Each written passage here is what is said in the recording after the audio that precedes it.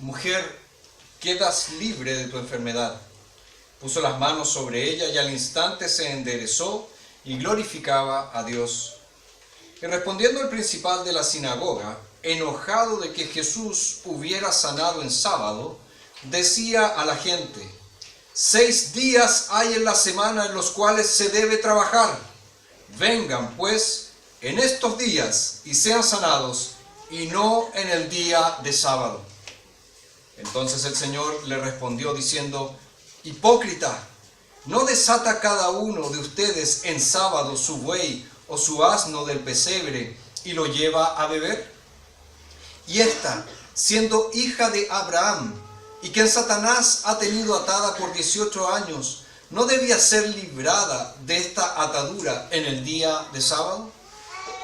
Cuando él decía estas cosas, todos sus adversarios se avergonzaban, y todo el pueblo se regocijaba por todas las cosas gloriosas que él hacía. Por lo tanto, él decía: ¿a qué es semejante el reino de Dios? ¿A quién lo compararé? Es semejante a un grano de mostaza que un hombre tomó y sembró en su huerto, y creció y se convirtió en un árbol, y las aves del cielo hicieron nidos en sus ramas. Otra vez dijo: ¿a qué compararé el reino de Dios? Es semejante a la levadura que una mujer tomó y escondió en una gran cantidad de harina, hasta que todo quedó leudado. Oremos. Padre, en este momento principal de nuestro culto, queremos escuchar tu voz, Señor. Y queremos oír con atención a aquello que tú nos quieres decir hoy. Padre, que no nos distraigamos, que no viajemos en nuestros pensamientos, sino que podamos estar enfocados a tu palabra hoy en esta mañana. Y sabemos, Señor, que tu Espíritu va a tomar esta palabra y va a obrar en nuestro corazón. Transfórmanos, Señor, cambia todo nuestro ser. Lo pedimos en el nombre de Jesús. Amén.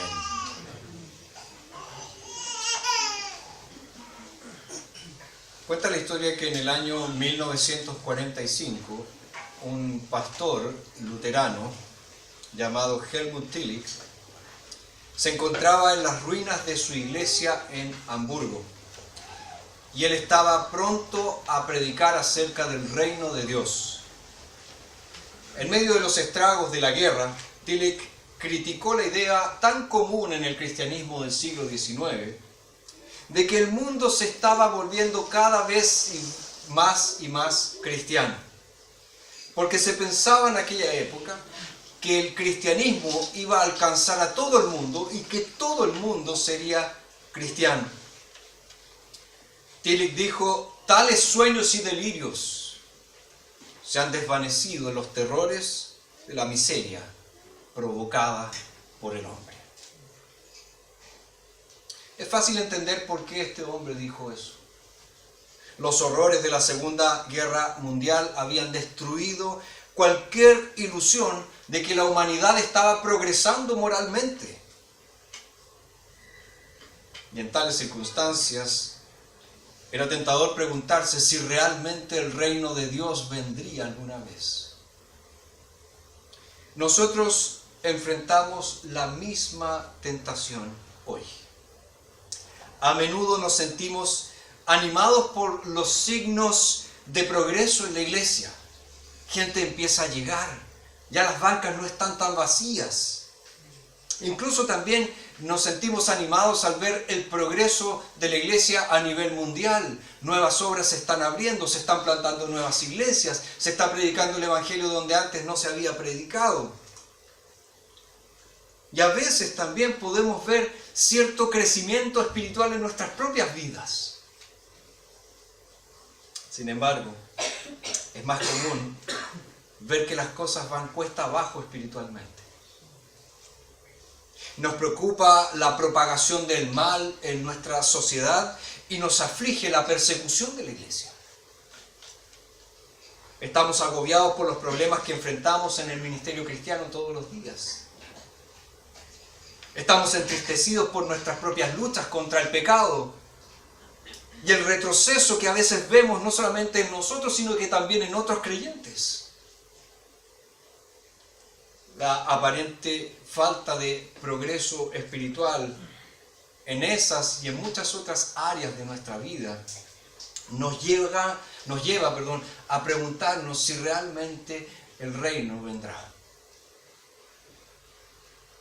Lucas registra aquí en el capítulo 13 una sanidad seguida de dos parábolas que se refieren a esto que estamos conversando. Aunque el reino de Dios parece no avanzar, Dios está haciendo la obra. Y teniendo eso presente, el tema para hoy es el siguiente: un comienzo insignificante para el gran reino de Dios. Un comienzo insignificante para el gran reino de Dios. Lo primero que el texto nos presenta es la crueldad de Satanás contrastada con la compasión de Jesús. Verso 10 dice: Jesús enseñaba en una de las sinagogas en el sábado. Y aquí una mujer que tenía espíritu de enfermedad desde hacía 18 años andaba encorvada y de ninguna manera se podía enderezar. Cuando Jesús la vio, la llamó y le dijo: mujer, quedas libre de tu enfermedad. Puso las manos sobre ella y al instante se enderezó y glorificaba a Dios. Se trataba de un día como muchos en el ministerio del Señor Jesucristo. Jesús estaba haciendo lo de siempre, predicando la palabra de Dios, enseñando las verdades del Evangelio. Pero Lucas nos dice que este fue un día particular, porque era un día sábado, era el día de reposo, el día santo del Señor. Ahora, en medio de las personas que oían a Jesús enseñar en aquella sinagoga, había una mujer, nos dice Lucas, que hacía 18 años que estaba encorvada. Lucas, como buen médico, nos da un diagnóstico. Nos dice que ella tenía un espíritu de enfermedad y de ninguna manera se podía enderezar. Ahora es importante que entendamos que Lucas, como ya dije, siendo médico, él no creía, como muchos lo hacían en aquella época, e incluso muchos lo creen hoy, que todas las enfermedades eran producto de alguna acción demoníaca. Sin embargo, nos dice que la enfermedad de esta mujer en particular se debía sí a una acción directa del maligno en su vida. De allí el uso de esta expresión, espíritu de enfermedad. Era obvio que para todos los que vieron a esta mujer, ella sufría de una discapacidad terrible. Y hay algunos que presentan algunas teorías acerca de qué era lo que tenía esta mujer. Yo leí por ahí que algunos se han aventurado a decir que ella tenía una espondilitis anquilosante. Sepamos hoy a lo que es.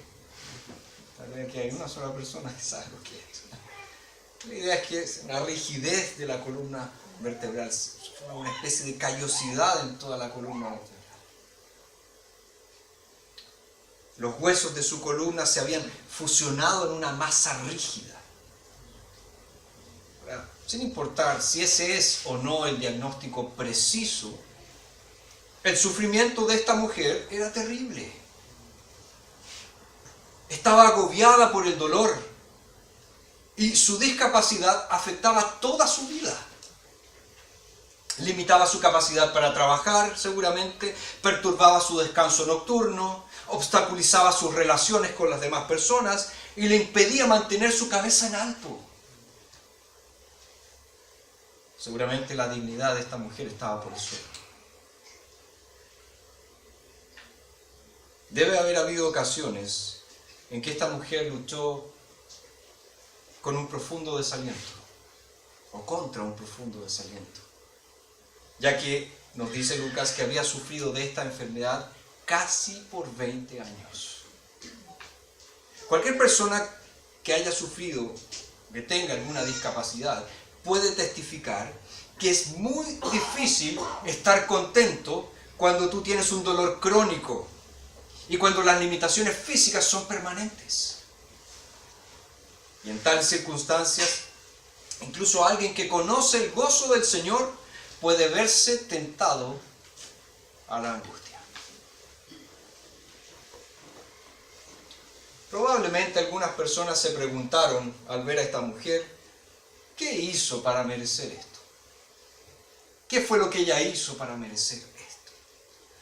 Porque en aquellos días, como ya lo hemos mencionado, era común pensar que cualquier afección física que una persona pudiese tener era consecuencia directa de algún pecado que había cometido. Pero nosotros sabemos que ese no era el caso con esta mujer, porque Jesús se refiere a ella como ¿qué? Como una hija de Abraham. Y como Abraham es el padre de la fe, luego esta mujer pertenecía a la comunidad de la fe. Ella adoraba al único Dios vivo y verdadero. Por eso ella iba a la sinagoga. Entonces, la mujer no era la culpable de su sufrimiento. Ella no había cometido ningún pecado para merecer lo que le estaba sucediendo. Al contrario, nos dice Lucas, su caso tenía una causa completamente diferente. Era atacada por la crueldad del maligno, por la crueldad del demonio. Y Lucas lo insinúa en el verso 11 cuando dice espíritu de enfermedad. Y esta expresión no es simplemente una figura de lenguaje. Tampoco refleja una comprensión primitiva o precientífica de las enfermedades, como ya les mencioné. Lucas dice que esta discapacidad, literalmente se refiere a ella como una debilidad, tenía una causa sobrenatural. La debilidad de esta mujer era provocada por el demonio. De hecho, este es el único lugar en que Lucas describe a alguien con un espíritu de enfermedad. Lucas sabía que este era un caso inusual, que la víctima había estado bajo ataque espiritual. Y este diagnóstico se confirma en el verso 16, porque Jesús dice, siendo hija de Abraham, a quien Satanás ha tenido atada por 18 años.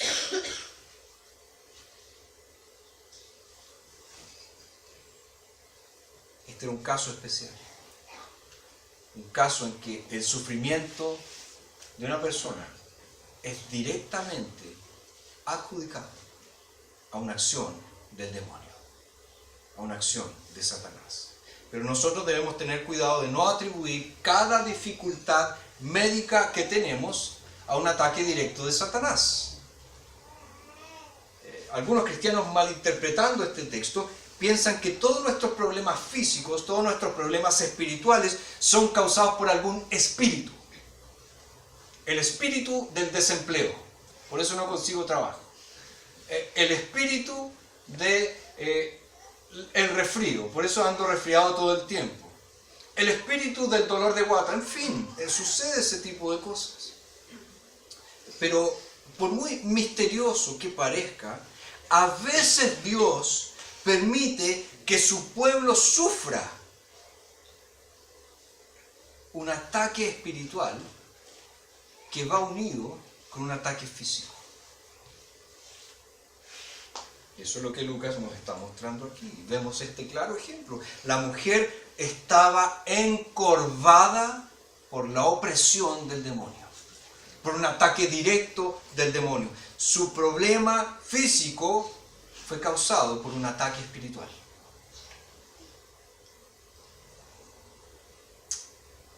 La crueldad de Satanás al encorvar a esta mujer es solo un ejemplo del odio que él tiene por cada uno de nosotros. Es odio el que él tiene. Incluso si Dios no le ha permitido afligir nuestros cuerpos, como lo hace en ocasiones, Satanás siempre está tratando de hacer ¿qué cosa? De encorvar nuestras espaldas espirituales. ¿Con qué? Con la carga de la culpa de nuestros pecados.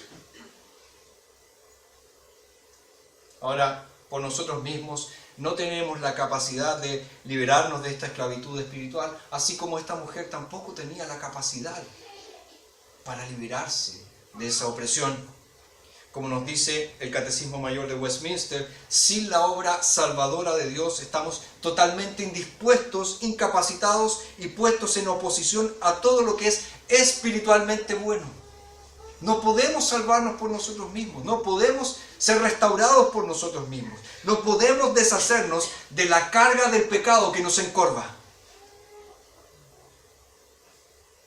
Pero Jesús puede salvarnos, al igual que Jesús salvó a esta mujer. Verso 12, cuando Jesús la vio, la llamó y le dijo: mujer, quedas libre de tu enfermedad. Puso las manos sobre ella y al instante se enderezó y glorificaba a Dios.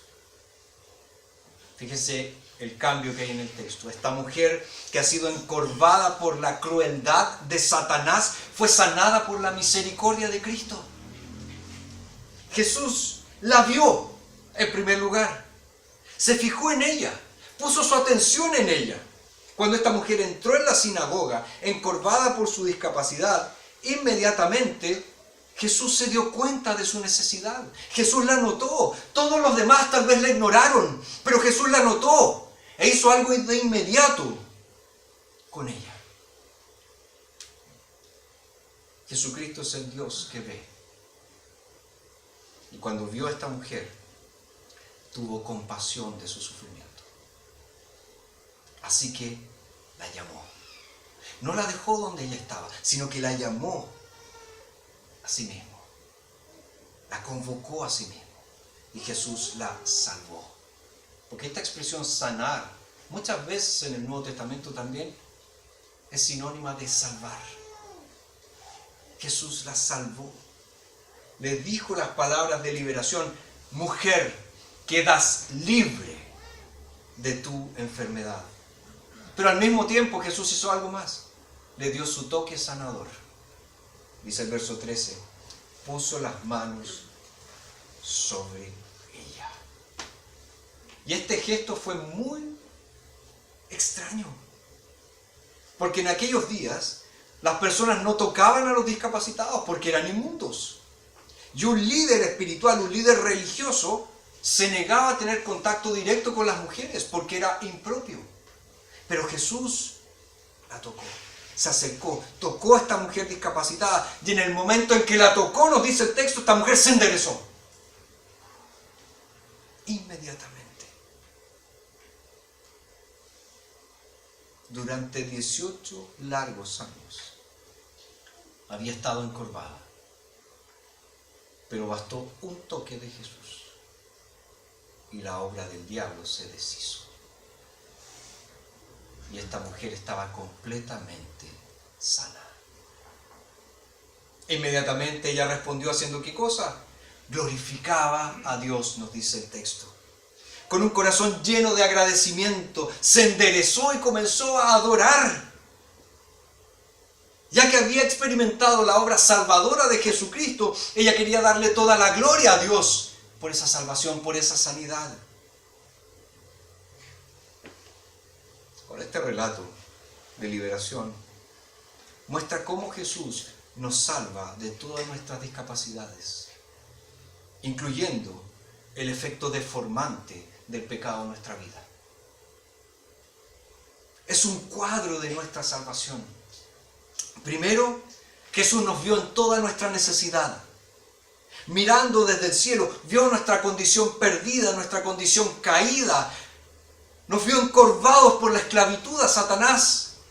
Y cuando nos vio, Él tuvo misericordia de nosotros. Y al hacerse hombre y al ir a la cruz, Él se unió a nuestro sufrimiento. Y al morir por nuestros pecados, asumió voluntariamente el más grande de todos los dolores. Luego, por el poder de su Santo Espíritu, Él nos llamó a sí mismo. Nos convocó, la llamada eficaz, esta llamada que produce su efecto, y nos habló las palabras del Evangelio. Eres libre de la culpa de tu pecado estás libre de toda la crueldad de Satanás. Nos tocó con su gracia y sanó nuestras almas para siempre. Y en respuesta, ¿qué tenemos que hacer nosotros? Cantar alabanzas, glorificar a Dios por la salvación que es nuestra solo a través de la gracia en Cristo Jesús. Y Jesús tiene la misma compasión que tuvo por esta mujer, por nosotros hoy, ahora. Incluso si a nadie más le parece importar, Jesús, Él ve tu necesidad. Incluso si pensamos que nadie más conoce nuestra situación, Él conoce todos nuestros problemas. Él conoce la carga de nuestra culpa. Él conoce el tormento de Satanás. Él conoce la lucha de nuestra alma. Él conoce la angustia de nuestro dolor. Él conoce la ruptura de nuestras relaciones cercanas. Y cualquier limitación física que tengamos, Él ve todo porque Él es el Dios que ve. Y Él tiene un corazón lleno de misericordia. Y en su compasión nos llama y nos dice, ven y queda libre para siempre. Y nos sana para que vivamos nuestra vida glorificando a Dios. Pero este texto también nos presenta algo más. Nos presenta una crítica insensible. Verso 14. Y respondiendo al principal de la sinagoga, enojado de que Jesús hubiera sanado en sábado, decía a la gente, 6 días hay en la semana en los cuales se debe trabajar. Vengan pues en estos días y sean sanados y no en el día de sábado. Entonces el Señor le respondió diciendo, hipócrita, ¿no desata cada uno de ustedes en sábado su buey o su asno del pesebre y lo lleva a beber? Y esta, siendo hija de Abraham, a quien Satanás había tenido atada por 18 años, ¿no debía ser librada de esta atadura en el día de sábado? Cuando él decía estas cosas, todos sus adversarios se avergonzaban, y todo el pueblo se regocijaba por todas las cosas gloriosas que él hacía. Por extraño que parezca, nos dice el texto, había un hombre en la sinagoga en aquel día a quien no le gustó el milagro que Jesús realizó. De hecho, nos dice el texto que estaba enojado, estaba muy molesto por eso. Como el líder de la comunidad religiosa, porque nos dice que era el principal de la sinagoga, este hombre debe haber sido el más consagrado de toda la comunidad. Pero en lugar de compartir la compasión de Cristo, él demostró ¿qué cosa? Una indiferencia cruel hacia las personas necesitadas. En lugar de glorificar a Dios por lo que Jesús había hecho, solo podía encontrar el error. La parte del problema de este hombre era que él tenía un conjunto de reglas que él creía que las personas debían cumplir para recibir la bendición de Dios. Y una de esas reglas era que no podían levantar un solo dedo para ayudar a alguien en el día de reposo. Reglas extra bíblicas, reglas que no estaban en la palabra de Dios, reglas que habían sido adicionadas a la palabra de Dios. Por lo tanto, este hombre estaba profundamente ofendido por el milagro que Jesús realizó. Y como muchos de los fariseos, nada le molestó más que ver a Jesús haciendo la obra de salvación en el día de reposo. De hecho, este hombre no tuvo ni siquiera el coraje de hablar con Jesús, porque nos dice que él se dirigió a la gente, habló con la gente, no habló con Jesús. Él dirigió sus críticas hacia la gente. 6 días hay en la semana en los cuales se debe trabajar. Vengan pues en estos días y sean sanos, y no en el día sábado. Es como si él dijera, si quieren ser sanados, por favor, en día hábil.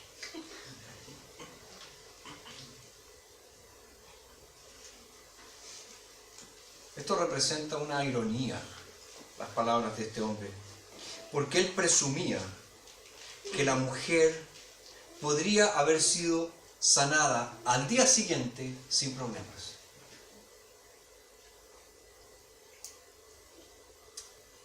Pero, ¿qué podría haber hecho él para sanarla al día siguiente? Absolutamente nada. Solamente Jesús tenía el poder para sanar, y a diferencia del principal de la sinagoga, Jesús estaba listo para sanarla aquel día, no otro día, no después. Esta pobre mujer había sufrido por 18 años y Jesús no iba a dejar que esperara un minuto más, un segundo más. Era hora de que ella fuera sanada. ¿Te das cuenta lo duro que era el corazón de este principal de la sinagoga? ¿Te das cuenta de la dureza de su corazón? Con una indiferencia fría, él ignoró la necesidad de la mujer.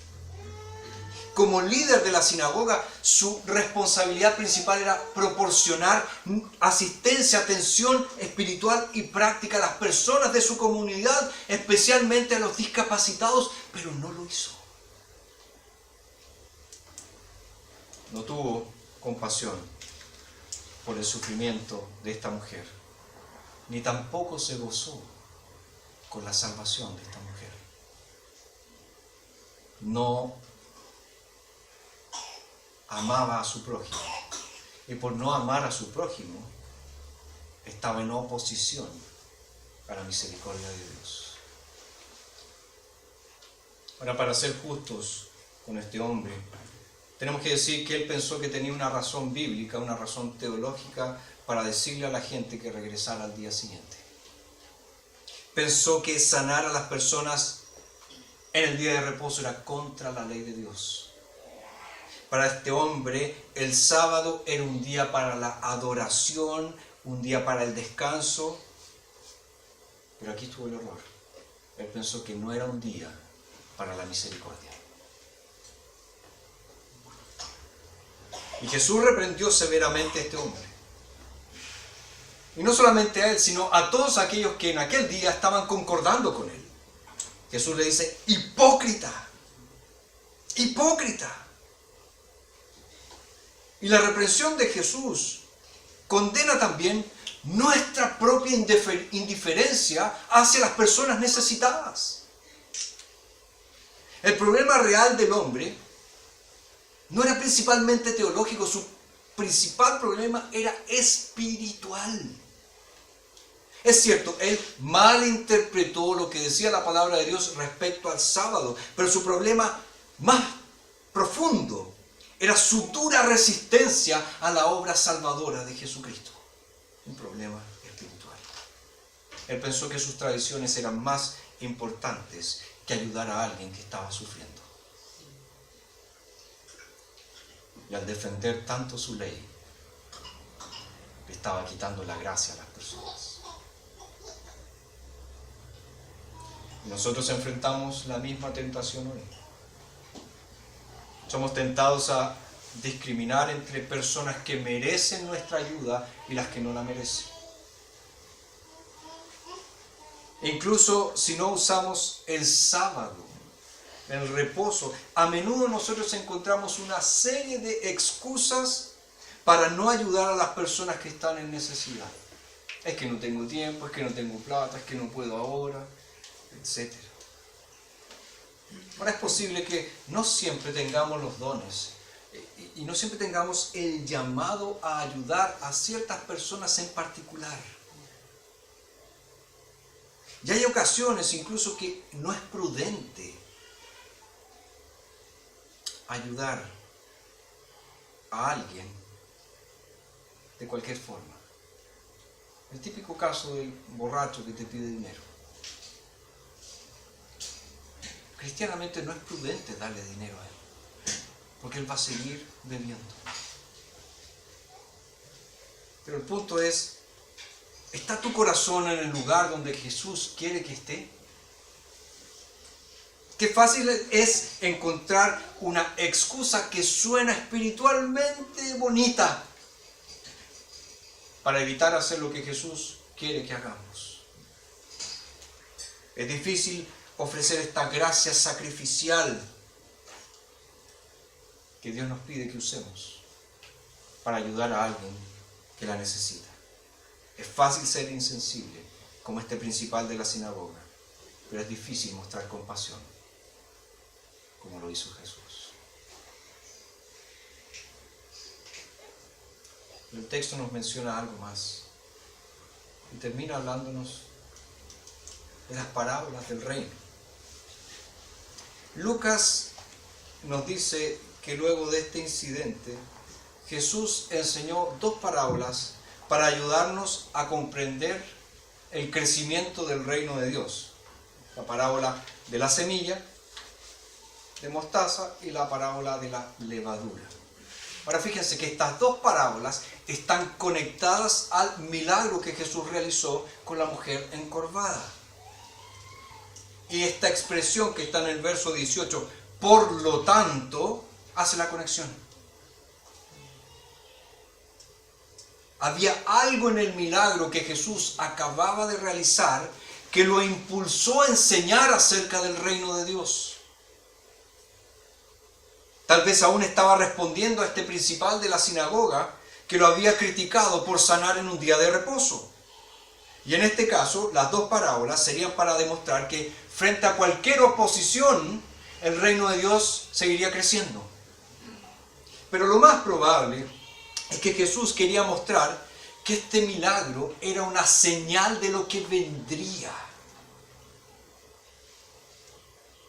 Porque en sí misma, si nosotros lo pensamos fríamente, la sanidad de esta mujer fue algo pequeño.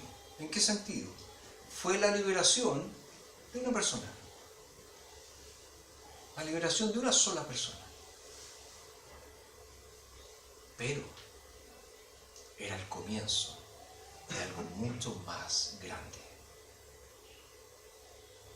La salvación de la mujer contenía la semilla de la derrota de Satanás y de la gloria del reino de Dios.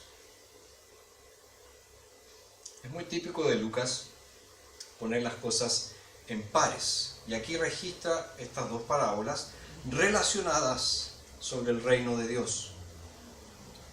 El reino de Dios es el gobierno de Dios sobre toda su creación, es el ejercicio de su autoridad real.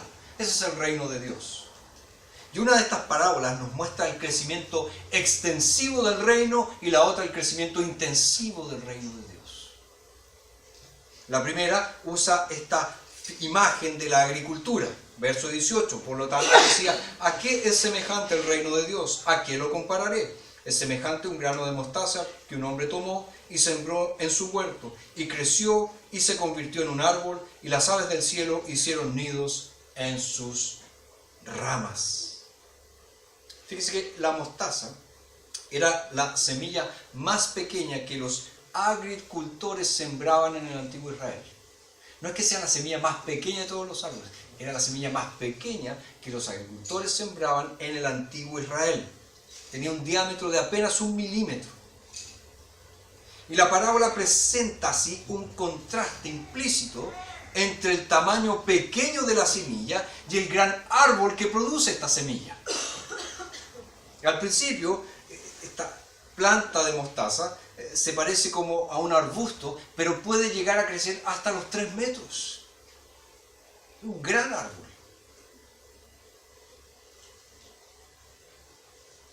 No es eso lo que nosotros esperaríamos al ver tan pequeña semilla. Sin embargo, la mostaza tiene ramas lo suficientemente grandes para que las aves del cielo vengan y hagan sus nidos. O sea, tan pequeña como es esta semilla, puede llegar a crecer hasta convertirse en un tremendo árbol. La segunda parábola proviene de la rutina diaria de cocinar pan. Y como Jesús sin duda alguna había visto hacerse el pan en muchas casas en aquella época. Verso 20, ¿a qué compararé el reino de Dios? Es semejante a la levadura de una mujer que una mujer tomó y escondió en una gran cantidad de harina hasta que todo quedó leudado. Al igual que la parábola de la semilla de mostaza. La parábola de la levadura comienza con algo que parece insignificante. Todo lo que hace la mujer es agregar un poco de levadura en la masa. Nada más que eso. Y en la medida en que se mezcla, la levadura desaparece. Queda invisible, queda dentro de la masa. Sin embargo, va a tener un efecto. Durante la noche, la masa va a crecer, la masa va a leudar. Y en esta ocasión, la mujer estaba haciendo una gran cantidad de pan. La expresión más literal es que ella estaba haciendo por lo menos 40 kilos. O sea, era lo suficiente para alimentar a más de 100 personas. Entonces, una pequeña cantidad de levadura haría a la masa crecer mucho y permitiría obtener muchos panes para alimentar a mucha gente. Ahora, ¿qué quieren decir estas parábolas?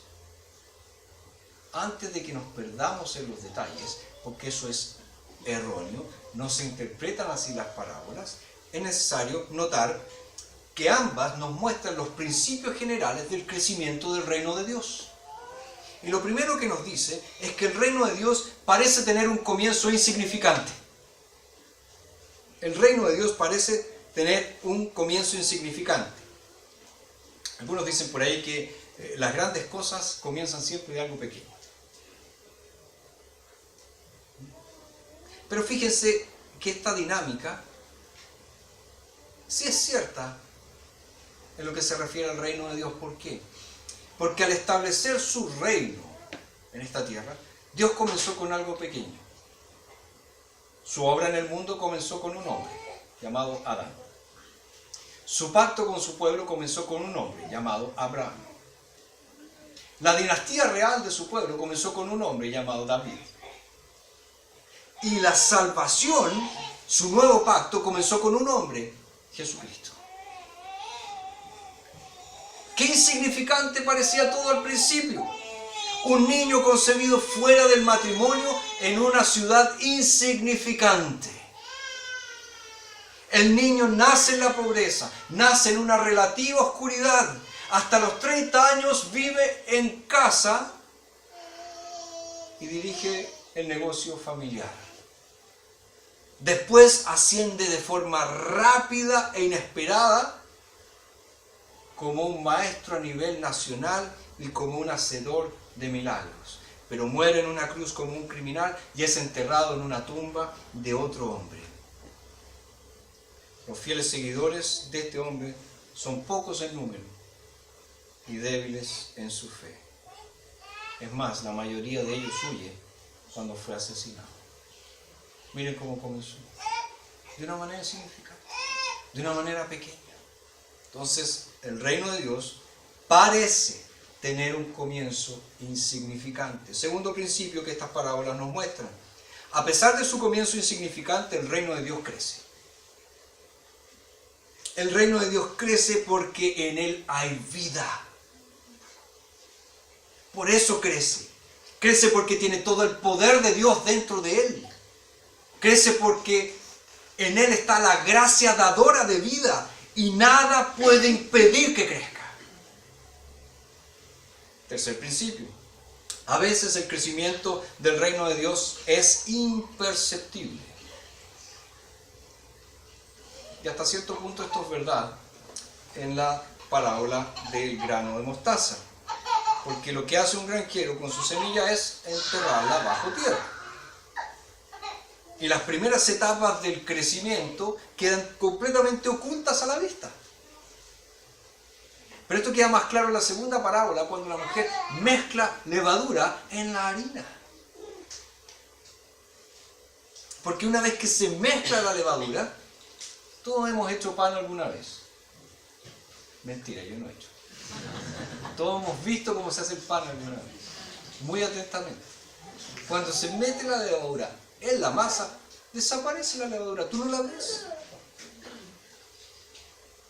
Su poder está allí y hace que la masa crezca. Y así es el reino de Dios. Hay momentos en que su crecimiento es casi imperceptible, no lo podemos ver. Y esto se vio, por ejemplo, en la primera venida de Cristo, cuando la gloria de Cristo, del Dios hombre, fue ocultada en su humanidad. Esto se vio en la cruz, cuando todo el poder y belleza de su sacrificio se ocultaron en el manto de la fealdad de sus sufrimientos y de su sangrienta muerte. ¿Quién podría ver que Jesús estaba ofreciendo su vida en expiación por los pecados de su pueblo? De la misma forma, la obra del Evangelio a menudo es invisible, pero poco a poco el reino está creciendo. Crece detrás de una puerta cuando un hombre se arrodilla y pide perdón por sus pecados y reconoce a Jesús como el Señor y su Salvador. Crece en el corazón de un niño o de una niña cuando ellos se comprometen a seguir a Jesús pase lo que pase. Crece en un hogar cuando por la fe un marido decide ser el pastor de su familia y su mujer lo acompaña. Crece tras las rejas cuando prisioneros escuchan el Evangelio de Jesucristo. Crece en las calles de la ciudad cuando los cristianos muestran misericordia para con personas que nadie más pesca. Crece en todos los lugares perdidos del mundo cuando los misioneros viven por la fe predicando a Cristo. La verdadera obra del reino de Dios, de la iglesia del mundo, de la iglesia en el mundo, esa obra no siempre es evidente. A veces es casi invisible, casi imperceptible, como la levadura escondida dentro de la masa.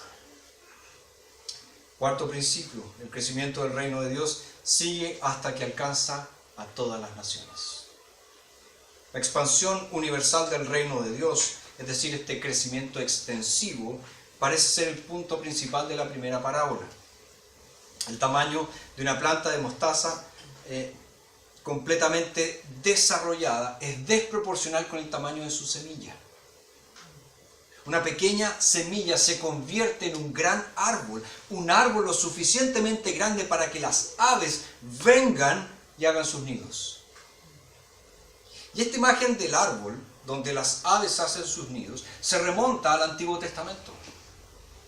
De hecho, Ezequiel profetizó que Dios plantaría a su pueblo como un árbol en una montaña alta y dice, debajo de él habitará toda clase de aves.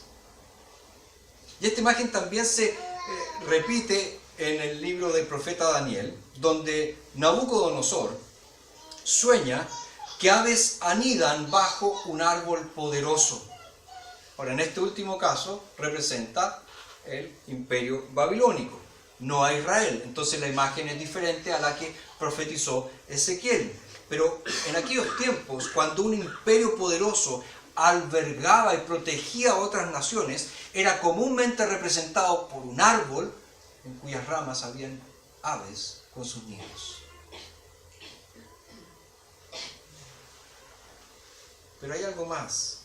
En algunos escritos judíos, esta expresión aves de los cielos se refiere específicamente a los gentiles, es decir, a los no judíos. Así que fíjense que esta parábola de la semilla de mostaza, del grano de mostaza, es una profecía de Jesús también. Hablando de cómo este reino se expandiría. Es una profecía acerca del alcance global del Evangelio. El reino de Dios será un árbol para el refugio de todas las naciones. Hombres de toda lengua, tribu, pueblo o nación están dentro del reino de Dios. Y el último principio del crecimiento del reino es que el crecimiento del reino viene con poder transformador. Esta obra transformadora del reino, es decir, su crecimiento intensivo, parece ser el punto principal de la segunda parábola. Porque una vez que esta levadura se mezcla con la masa, crece y se extiende hasta que lo impregna todo.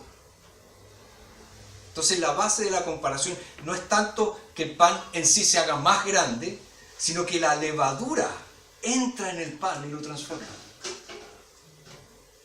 Y es así como crece el reino, penetra y permea hasta que su influencia es generalizada. Y esto es lo que sucede cuando un individuo, una persona, se somete al gobierno de Dios en su vida. Dios no está satisfecho con tener una parte de nuestras vidas, una esfera de nuestras vidas. Él quiere todo. Entonces, a medida que su Espíritu hace que su reino obre en nosotros, su influencia santificadora se extiende a todo lo que hacemos. Alcanza nuestra mente, nuestro cuerpo, nuestro trabajo, nuestra diversión, nuestra adoración, nuestra evangelización, nuestras relaciones familiares, todo. Todo es inundado con la grandeza del reino. Convertirse en un cristiano afecta a todo. Y a medida que la buena levadura de la gracia de Dios crece y crece, va a llenar toda nuestra vida.